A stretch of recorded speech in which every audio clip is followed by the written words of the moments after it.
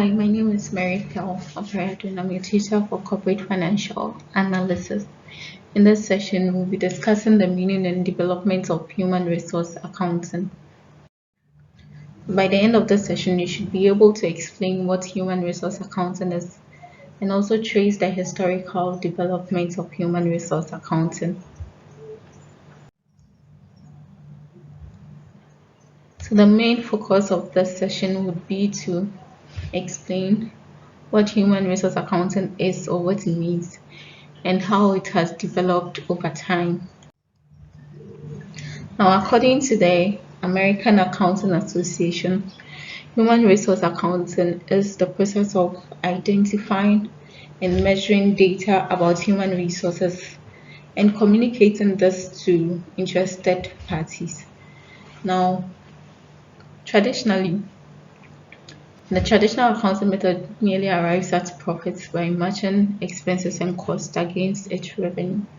However, when it comes to human resource accounting, we are talking about accounting for expenditure that is related to the human assets in the organization.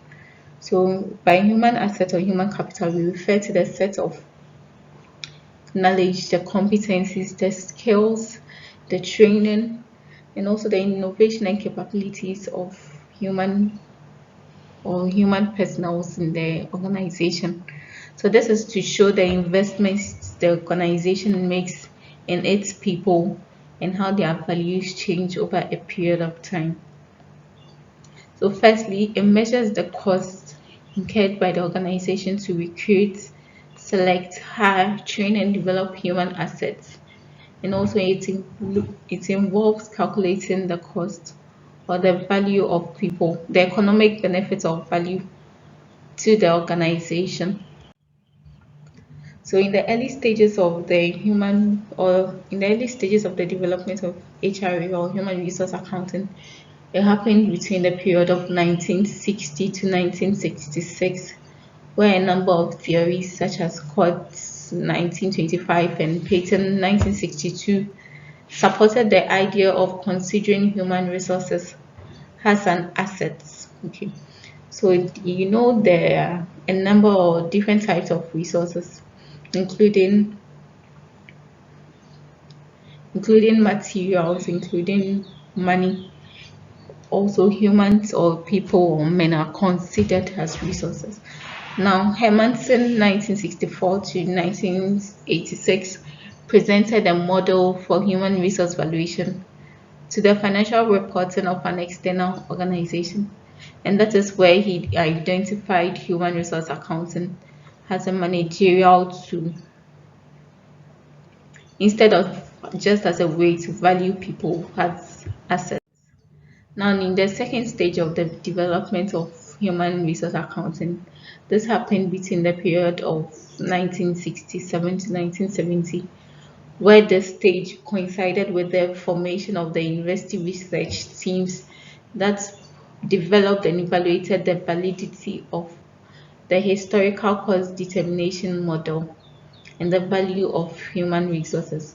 So within this period, there was more of conducting researches to determine the current and application of human resource accounting as a tool for managers and financial information users. So this period was more of researching into the application of human resource accounting. Now, in the third stage, between 1971 and 1977, interest in human resource accounting had grown very rapidly and had involved a lot of academic research throughout the world.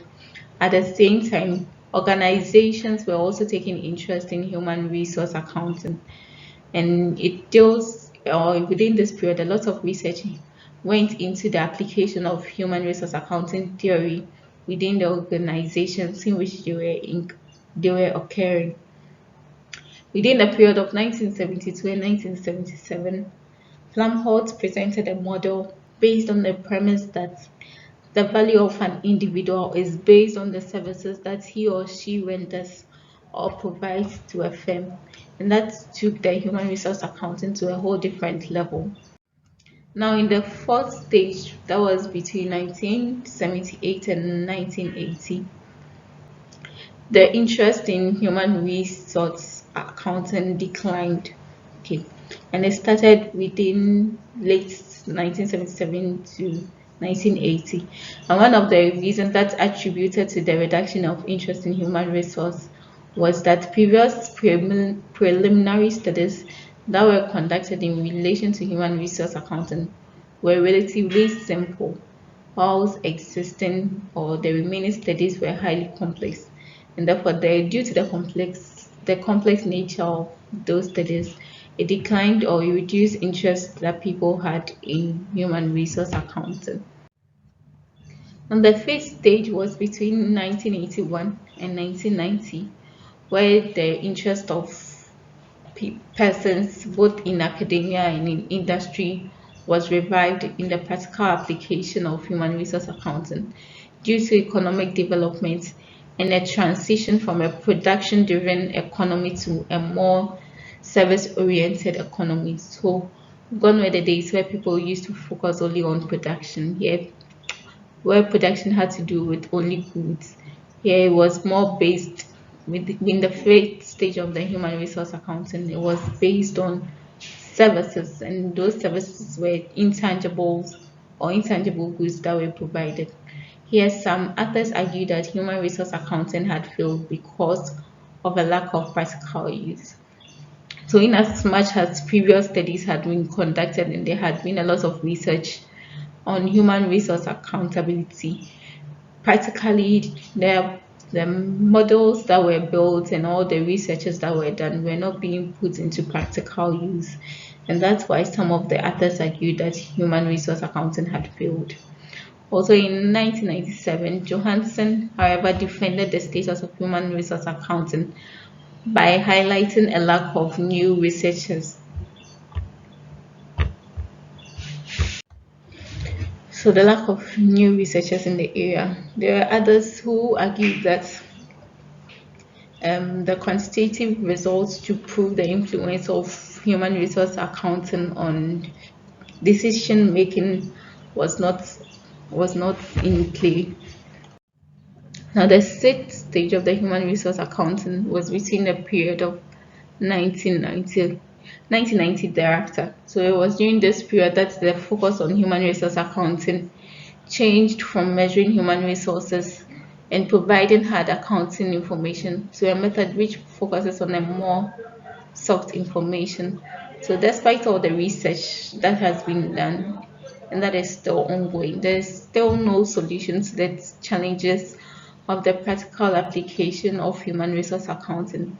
How does the company account for the people it has, the people it trains, the people it develops, and the capabilities it builds? How does it translate into the growth of the company? And that's a question that is yet to be answered. So in this session, we discussed the meaning of human resource accounting, and also the historical development of human resource accounting over the years. Now you may want to ask yourself, how how can human resource accounting be made practicable in organizations? What are the challenges that organizations are facing that is hindering them from accounting for their human resources, just like they do for other assets or physical assets they have and that they employ in their businesses?